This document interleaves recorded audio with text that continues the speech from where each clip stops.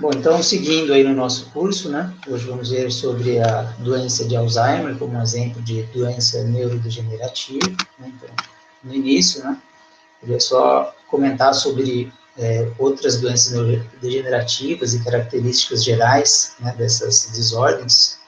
Como o nome já indica, né, elas são doenças que levam a uma degeneração do sistema nervoso.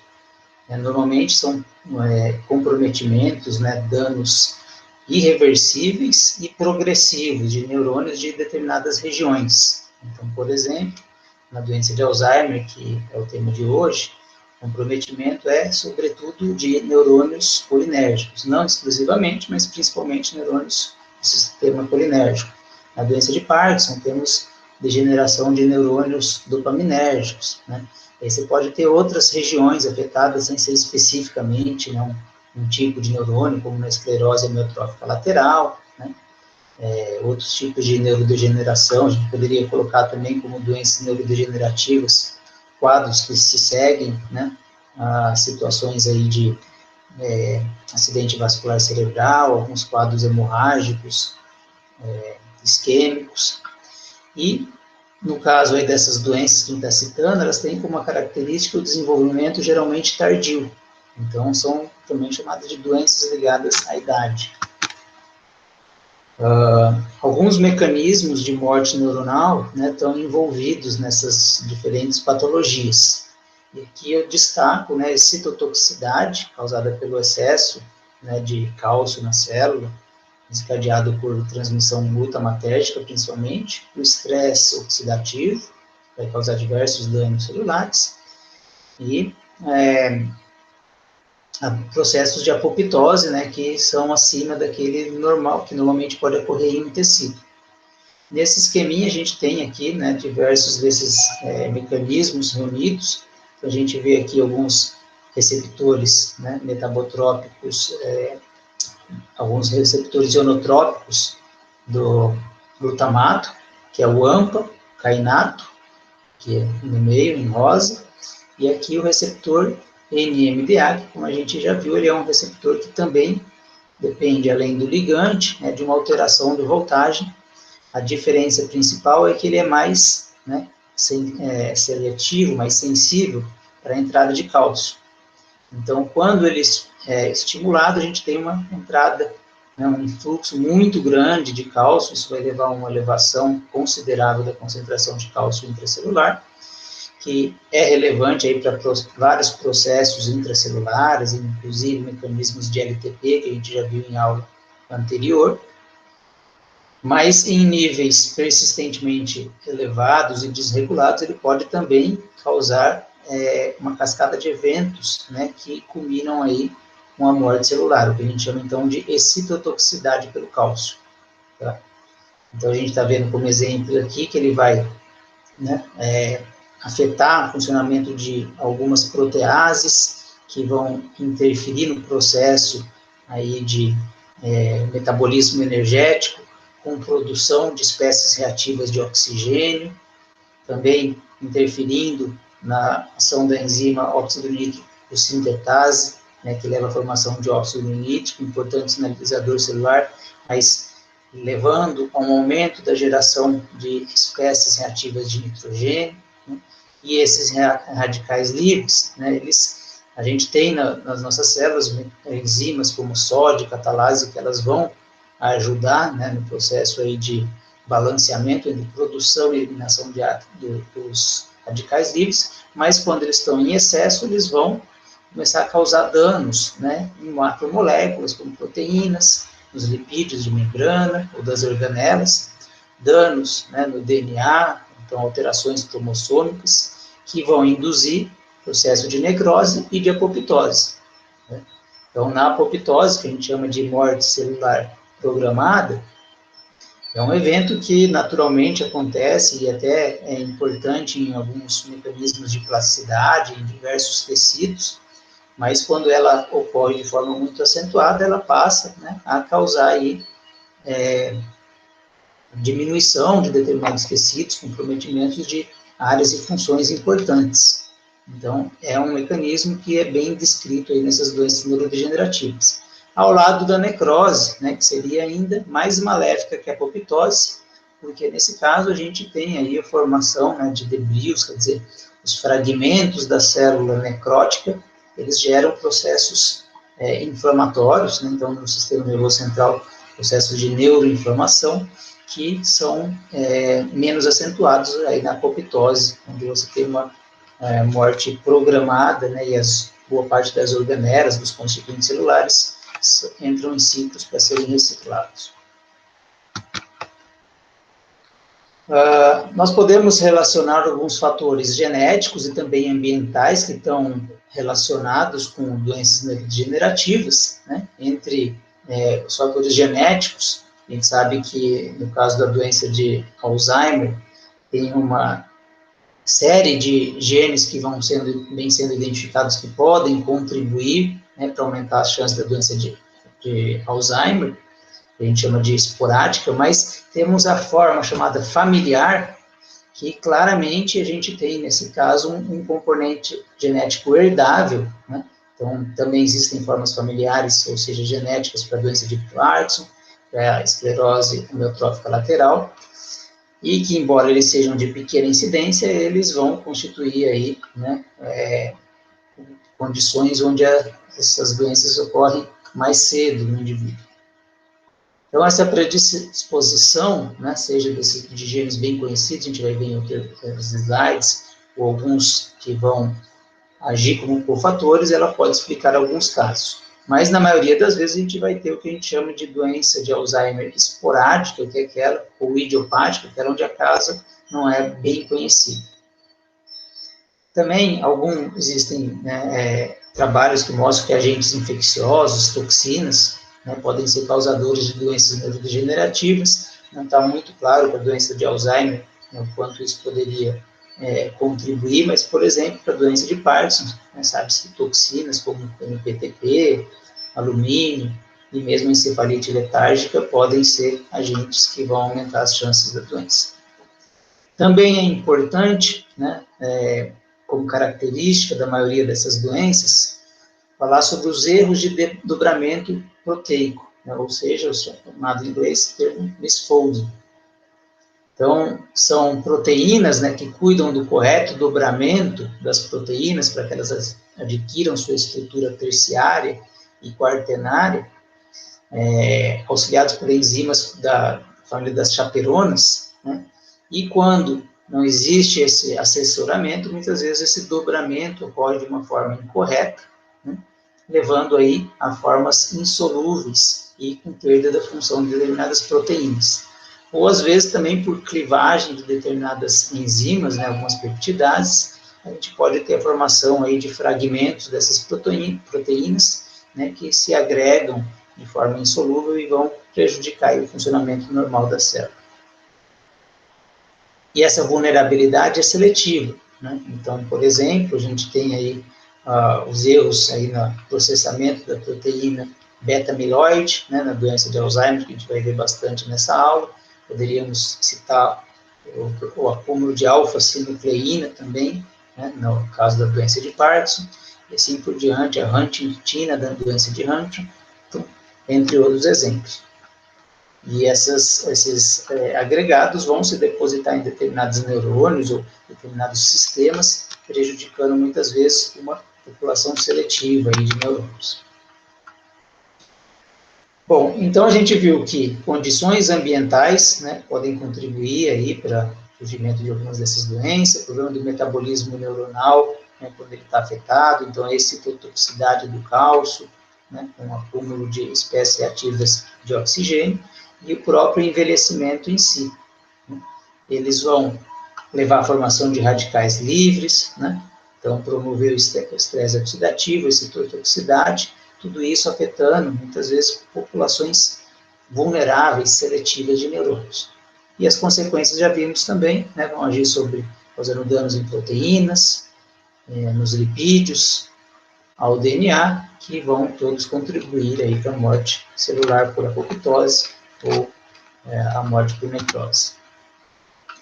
Agora, entrando mais especificamente na doença de Alzheimer, né? A doença de Alzheimer, ela tem uma prevalência que ela aumenta de forma exponencial com o envelhecimento. Então, sendo uma doença ligada à idade, a gente, né, tem taxas ao redor de 5% para pessoas com 65 anos, e esse valor ele vai dobrando a cada intervalo entre aproximadamente 5, 10 anos, né, conforme o indivíduo vai envelhecendo. Então, por isso que eu digo, né, que é um aumento exponencial, tal como a gente consegue ver nesses gráficos aqui. Então, nesse primeiro a gente vê, né, que a grande maioria aqui dos casos, né, então 45 mais 36, né, então aqui 80% dos casos são para pessoas acima de 75 anos. E nesse outro gráfico a gente está vendo uma estimativa de crescimento, né, ao longo dos próximos anos aí desse século. Então, com o esperado envelhecimento da população, né, as pessoas vivendo mais, a gente vê aqui que a faixa entre 85 anos ou mais, ela provavelmente vai ser a população com maior número aqui nessa fatia aqui, de idosos com a doença de Alzheimer. Já comentei, né, que existe o caso aí de Alzheimer familiar, com predisposição genética, né, então associado aos genes da presenilina e também do APP, proteína precursora amiloide, que tem início precoce, né, mas a gente tem a forma, né, esporádica, idiopática, que é predominante, onde não se descarta também um componente genético. Então, existem alguns genes que podem ser predispositores, né? Não que eles vão ser herdáveis, mas uma combinação de genes vão, associado ao envelhecimento e outros fatores, aumentar as chances de doença de Alzheimer. Assim como a gente tem aí, né, comorbidades que também podem levar a um aumento da chance de doença de Alzheimer.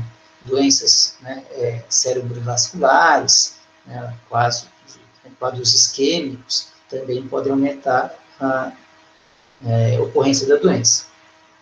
E como a gente já viu, né, é uma doença neurodegenerativa progressiva, onde os principais grupos de neurônios afetados são os colinérgicos, né, no sistema nervoso central, sobretudo num primeiro momento, enquanto que numa etapa mais avançada da doença, né, quando os sintomas clínicos já estão bastante evidentes, existe já um comprometimento aí de grande parcela dos neurônios colinérgicos e também outros neurônios, né, outros sistemas de transmissão passam a ser afetados.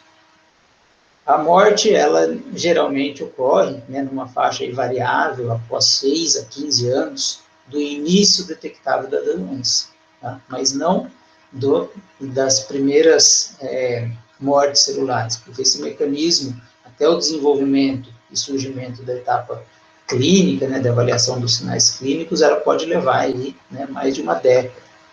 Então, na primeira fase da doença, inclusive, a gente chama de doença de Alzheimer prodrômica, que é aquela onde ela tem, ainda não tem os sinais característicos, ou apenas tem pequenos, né, sinais, né, indicativos sutis da doença. Né, algum grau de esquecimento, de comprometimento cognitivo, mas sem causar qualquer tipo de dependência para o paciente.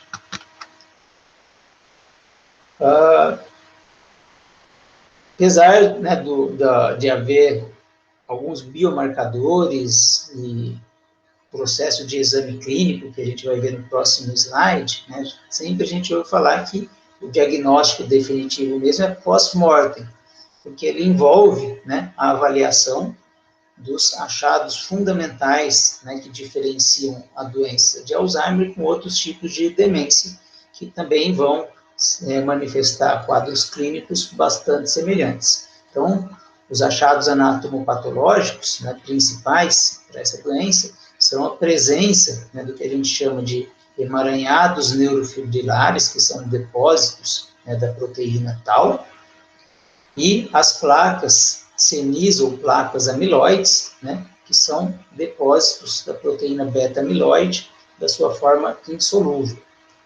Então, para você fazer esse tipo de detecção num paciente vivo, precisaria ser feita a biópsia do tecido cerebral, o que é um procedimento bastante invasivo.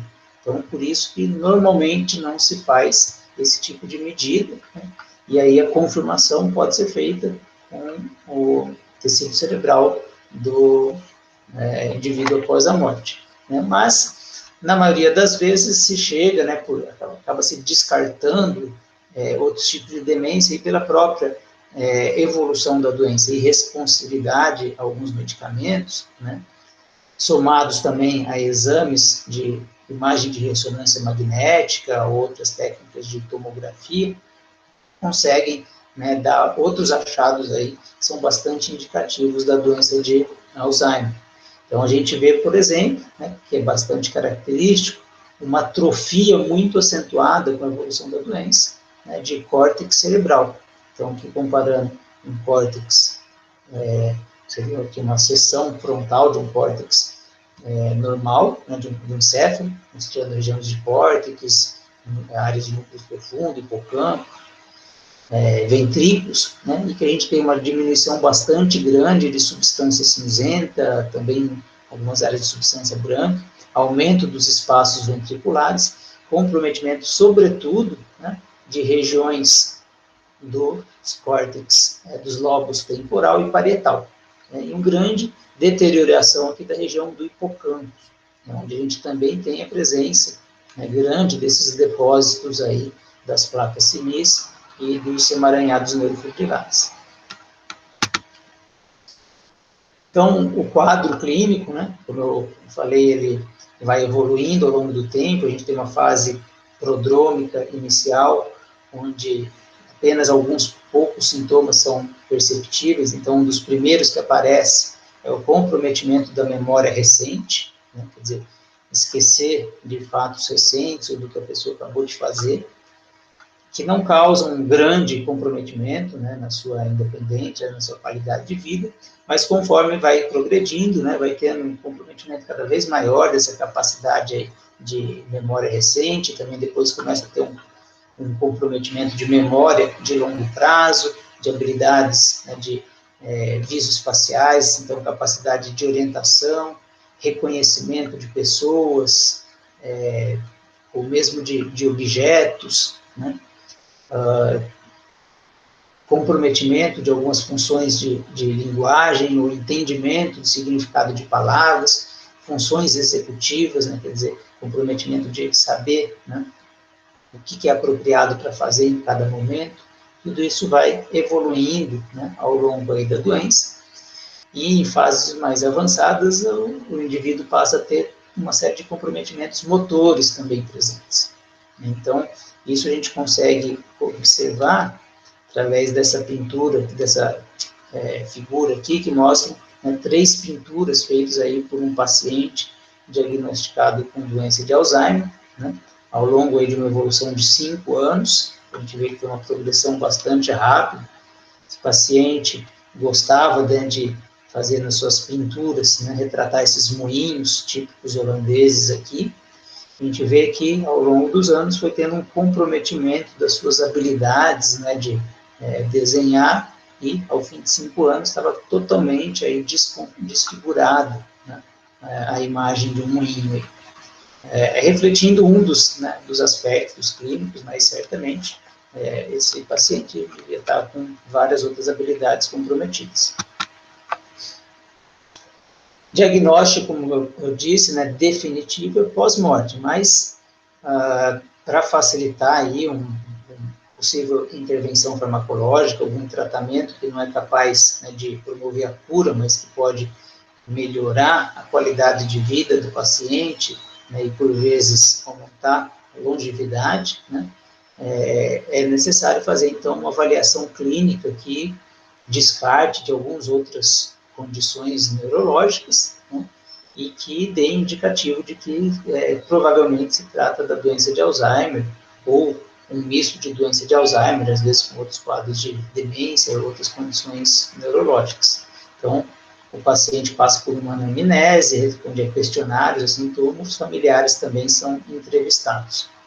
Em termos de exames, né, devem ser feitos imagens de ressonância magnética funcional, né, para verificar, por exemplo, atividade cerebral aí, então comparando aqui nessas duas figuras o que seria um encéfalo normal desse lado aqui, e aqui do paciente com Alzheimer, mostrando uma diminuição, né, da atividade, metabolismo em diversas regiões, por exemplo, giro cingulado, pós-temporal, parietal, nesse caso aqui por tomografia de emissão de pósito, tá? E também a gente pode ver tanto funcional como imagem, né, utilizando outras técnicas, onde se observa também comprometimento muito grande de hipocampo, lobo temporal e lateral como um todo. E aqui a gente já tinha visto naquela representação de um slide anterior, né, nesse caso, obviamente, é pós-mortem, né, que é uma comparação do encéfalo de uma pessoa que morreu por outra causa, né, portanto, um encéfalo normal, e de um paciente, né, que tinha Alzheimer. Então, é um comprometimento muito grande aqui no tecido encefálico. Pode ser feito também pesquisa dos chamados biomarcadores, né, e cada vez se pesquisa mais sobre possíveis indicadores da doença de Alzheimer, que possam ser usados, inclusive, para alguma avaliação precoce. Tá? Então, um que é bastante empregado é avaliar, né, as proporções dos peptídeos beta-amiloide, né, 40, 42, e também a presença de proteína tal e tal fosforilada no líquido céfalo-raquidiano. Tá? Então, a gente tem, né, um processo normal aí de clivagem de proteínas amiloides, mas quando ela foge a um equilíbrio normal, a gente vai ter uma redução, especificamente aqui desse fragmento de 42 aminoácidos, assim como um aumento da forma fosforilada, né, de proteína tal, também é indicativo aí da doença de Alzheimer. Ou podem ser feitos, no caso aí de suspeita, né, de herança genética ou participação, né, de determinados genes, né, a avaliação de mutações, né, a presença de mutações de determinados genes, então, que são autossômicas dominantes, como eu falei da presenilina, da proteína precursora amiloide, e também da apolipoproteína, né, do tipo E4, esse subtipo de gene aqui também está altamente relacionado aí com o desenvolvimento da doença de Alzheimer. A gente vai ver um pouquinho nos próximos slides, e também isso vai ser citado em uma das apresentações no seminário de hoje. E aqui mais uma representação mostrando, né, então, as placas, né, amiloide, que são depósitos extracelulares, e os emaranhados neurofibrilares, né, que eles originalmente ocorrem dentro dos neurônios, mas depois esses neurônios, né, acabam morrendo, e eles formam os chamados aí fantasmas, né, desses emaranhados que permanecem aí no tecido adjacente.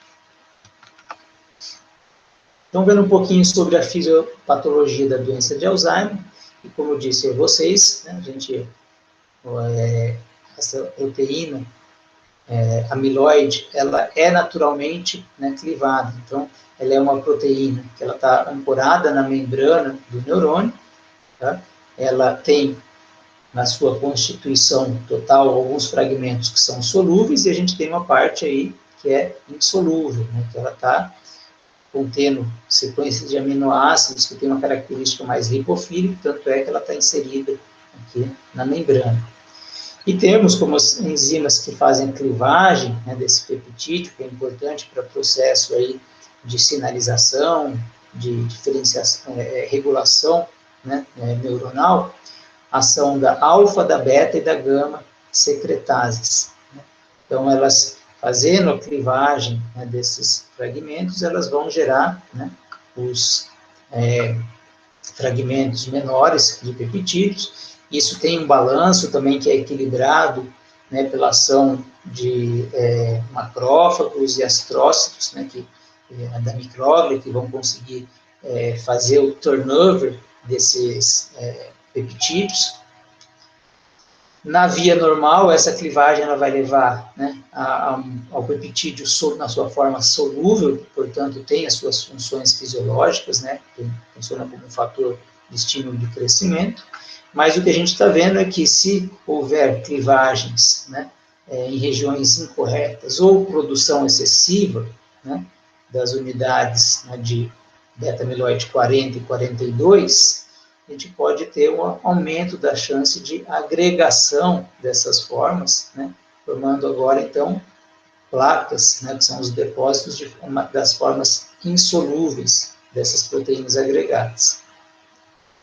Esse processo, né, ele vai ser aumentado por mutações na polipoproteína E4, né, nesse gene. Então, isso aumenta, né, a agregação, por isso que esse gene também é importante aí para o desenvolvimento da doença. E é um processo que, sabidamente, né, já foi visto que leva à morte neuronal. O que a gente está vendo aqui também é que a gente tem também que, provavelmente, a formação desses agregados também acabam estimulando a fosforilação da proteína tau, que está presente aqui nos microtúbulos, que é importante para conferir a estabilidade do microtúbulo. Então, aumentando a presença da tau hiperfosforilada, a gente tem uma desestabilização do microtúbulo, e isso vai levar à formação agora, né, dos filamentos da proteína tau, que também são agregados semelhante àquilo que a gente viu para beta-amiloide, né, que formam filamentos que se depositam formando os chamados emaranhados neurofibrilares. Então, aqui a gente está vendo nessa representação, né, que as placas amiloides, ou placas senis, né, que são os emaranhados de beta-amiloide, eles são encontrados no espaço extracelular, enquanto aqui a gente vê, né, a formação aí dos emaranhados de proteína tau, né, emaranhados neurofibrilares, que ocorrem, né, no interior dos neurônios. Então, a gente tem as proteínas tau na sua forma normal, depois que elas são hiperfosforiladas, né, ocorre a desestabilização dos microtúbulos, elas vão, né, formar formas paradas helicoidais, né, que são chamados de filamentos, e depois os emaranhados, que vão levar ao processo de morte neuronal. Nesse outro slide, a gente basicamente está vendo a mesma coisa, mostrando aqui o que acontece no interior da célula, né, e no exterior da célula. Tá? Então, a gente tem aí essa hiperfosforilação, levando aí a desestabilização dos microtúbulos, formação primeiramente de monômeros, depois se agregam, né, formam os oligômeros, né, os emaranhados, que levam à morte celular. Né? Então, nesse momento aqui, eles estão observados no interior da célula, mas, obviamente, que eles persistem mesmo após a morte do neurônio, e aí eles, né, formam os fantasmas aí de emaranhados neurofibrilares no espaço exterior da célula. Então, o acúmulo tanto de beta-amiloide como desses emaranhados são estímulos aí, né, para as células do sistema fagocitário, então a micróglia, que vão liberar mediadores pró-inflamatórios, né, e que isso vai levar aí a um ciclo onde ele vai estimular mais processo de inflamação celular, produzir a hiperfosforilação de tau, né, e o comprometimento sucessivo de neurônios adjacentes. Então, caminhando agora para a última parte da aula, eu não vou aprofundar mais na questão aí da participação de outras células, né, as células da glia e os processos inflamatórios, porque são justamente tópicos que vão ser abordados aí nos seminários, né, mas vamos ver um pouquinho sobre os tratamentos da doença de Alzheimer, que são tratamentos que não levam, né, a uma cura da doença, mas que podem retardar a evolução da doença e oferecer aí, né, melhor qualidade de vida para o paciente. Então, o principal grupo de fármacos são os chamados anticolinesterásicos, que são inibidores da enzima acetilcolinesterase, que vão ter como efeito, né, conseguir restaurar parcialmente a transmissão colinérgica. Então, eles vão, de certa forma, compensar o déficit de acetilcolina, né, que ocorre pela perda de neurônios colinérgicos, fazendo com que nas sinapses íntegras tenha mais acetilcolina ali agindo na frente. mas produzem muitos efeitos colaterais, né? Entre esses efeitos, principalmente, alguns têm uso limitado por serem hepatotóxicos. Então, a rivastigmina, donepezil, galantamina, né, são exemplos. Depois eu vou mostrar um pouquinho mais de detalhe. A memantina é um inibidor do receptor glutamatérgico NMDA, né? É um dos tópicos aí dos seminários que vão ser apresentados. Então, a ideia aqui é diminuir a citotoxicidade pelo excesso de cálcio. Temos a ginkgo biloba, que é um fitoterápico, eu já vou explicar o mecanismo, e algumas outras abordagens, né, farmacológicas que vêm sendo exploradas, muitas ainda em fase aí, né, de pesquisa clínica ou pré-clínica. Né? Então, o uso de agentes antioxidantes ou anti-inflamatórios, na maioria das vezes com uma ideia, né, de mais profilática, na verdade, entre os anti-inflamatórios, né, principalmente os não esteroidais, né, inibidor da ciclooxigenase tipo 2, né, são aqueles que parecem ter efeito mais, melhor efeito. Inibidores da secretase, né, a ideia aqui seria, então, diminuir aí aquela formação dos peptídeos beta-amiloide 40 e 42, né, diminuindo a agregação dos mesmos. Inibidores da formação de beta-amiloide por diversas vias. Né? E eu coloquei aqui também nesse quadrinho, né, uma droga que está começando a ser utilizada, tem alguns ensaios clínicos com resultados animadores, que é o etanercept, o inibidor de TNF-alfa, né, um fator de necrose tumoral, portanto, envolvia aí com vias, né, inflamatórias. Então, a gente também, dentro dessa ideia aqui de agir, encarar a doença de Alzheimer como uma doença neuroinflamatória. Eu não vou entrar mais em detalhes, porque isso daqui está dentro também de uma das apresentações de seminário de hoje.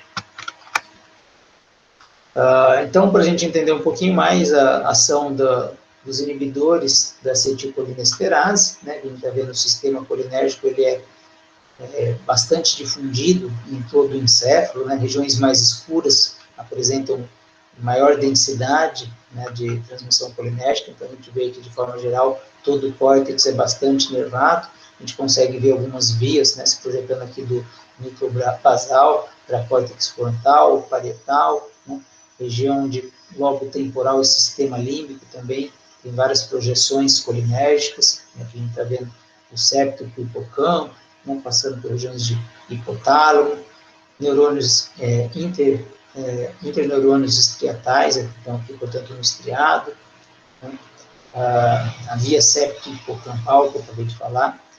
Então, basicamente, a gente tem que essas projeções para o hipocampo e para regiões corticais são aquelas que estão mais envolvidas com os quadros, né, de demenciação e outros sintomas clínicos que são primeiramente observados aí na doença de Alzheimer.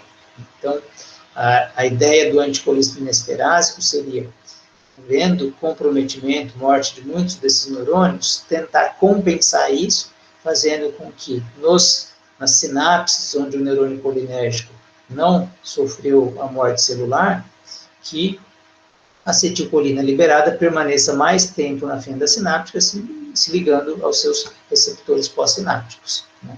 A gente tem um receptor metabotrópico, né, representado, portanto, esse receptor que é muscarínico, mas temos também os receptores nicotínicos, que são ionotrópicos para acetilcolina.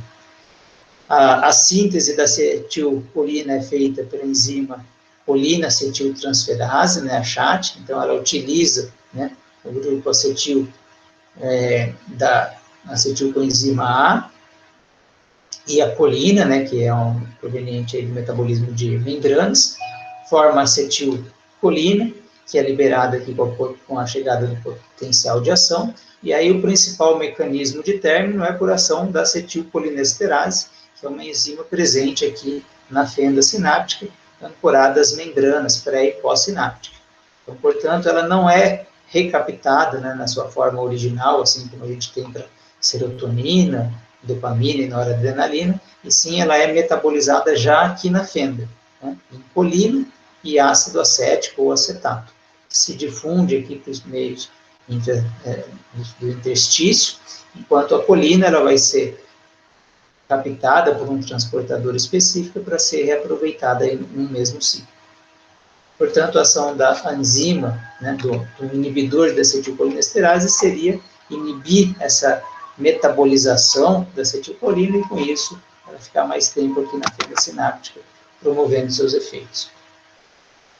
Nós temos anticolinesterásicos reversíveis, que são aqueles com aplicação clínica, e outros irreversíveis, né, que são potencialmente tóxicos, né, e bastante perigosos, levando a parada respiratória, morte, porque além do sistema nervoso central, né, a transmissão colinérgica ela é muito importante aí para o sistema nervoso autônomo, na junção neuromuscular. Então, um bloqueio irreversível da enzima leva a um comprometimento aí da capacidade, né, de turnover nos tecidos musculares.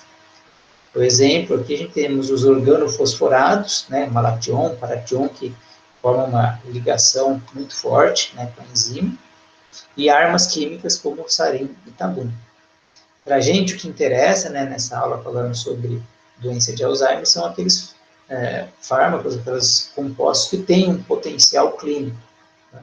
Alguns, como fisostigmina, neostigmina, não são utilizados clinicamente, embora sejam anticolinesterásicos com ação reversível.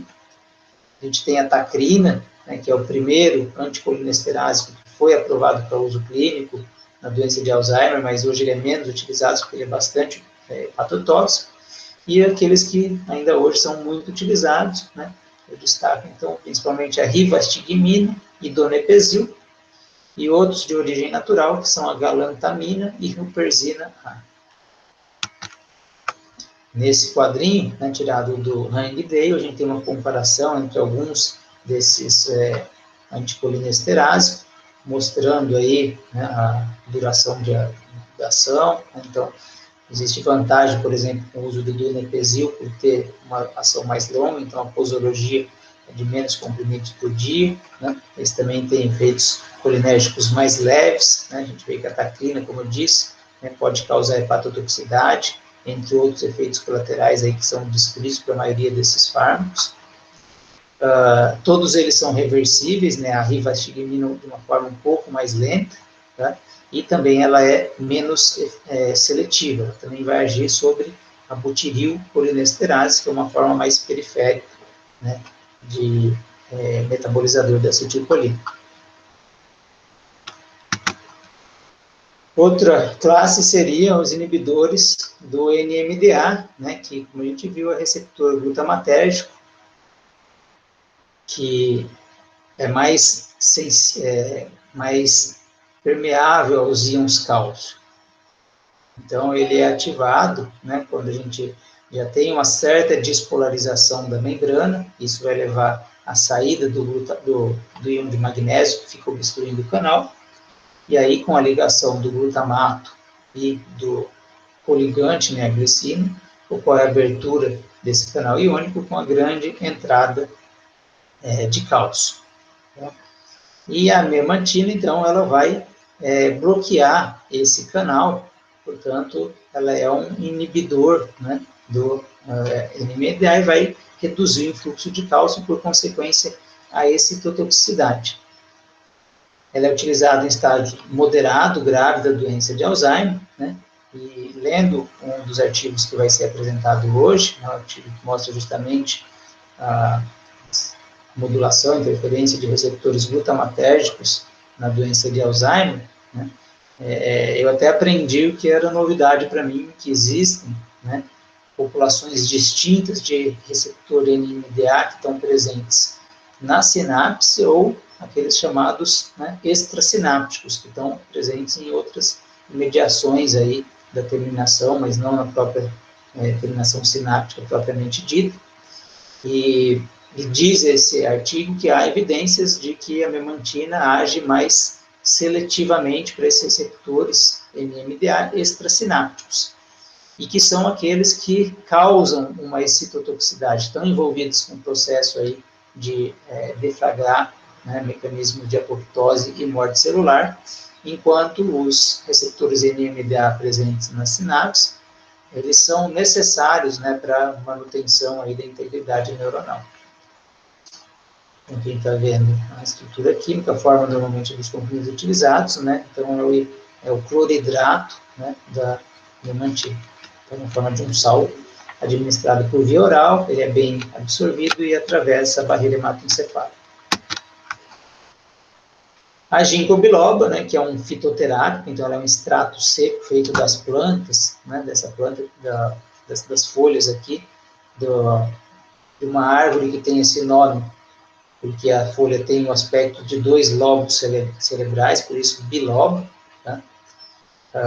E ela melhora processos cognitivos de atenção, aprendizagem, principalmente quando já tem um déficit inicial, mas ela é utilizada para casos mais leves ou moderados da doença de Alzheimer, muitas vezes coadjuvante aí com o uso de anticolinesteráticos. Né? Então, quem está vendo uma propaganda de um medicamento, né, relatando aí que ela melhora a circulação sanguínea, diminui a viscosidade sanguínea, tem uma ação antioxidante, melhora o aporte de oxigênio e glicose para os neurônios, entre outros efeitos aqui que ela vai produzir.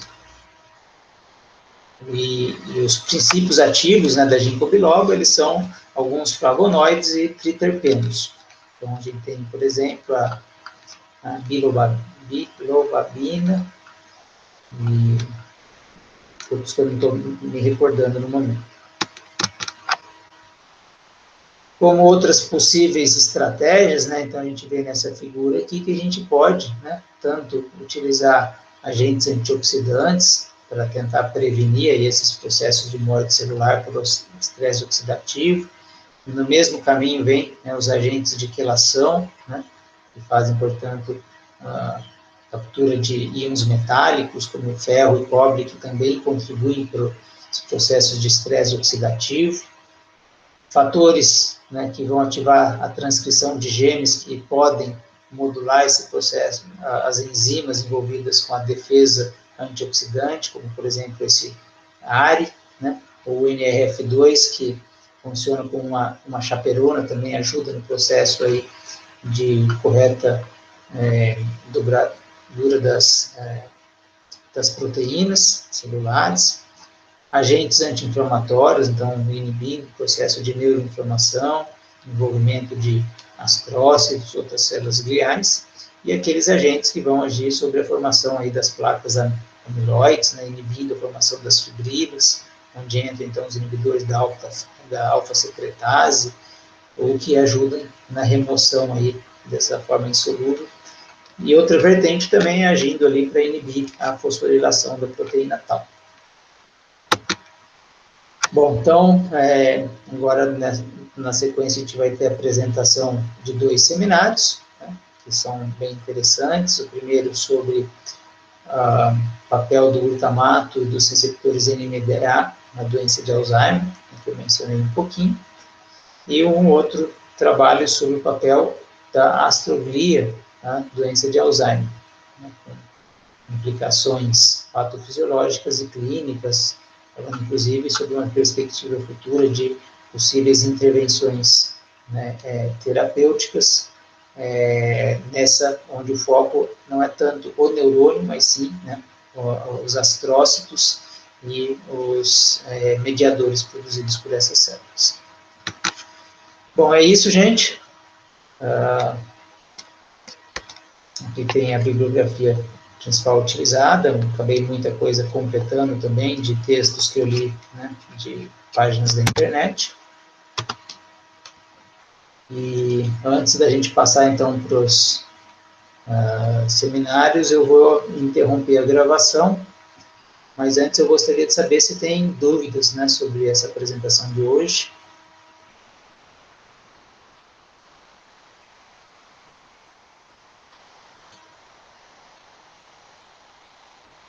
Ninguém? Bom.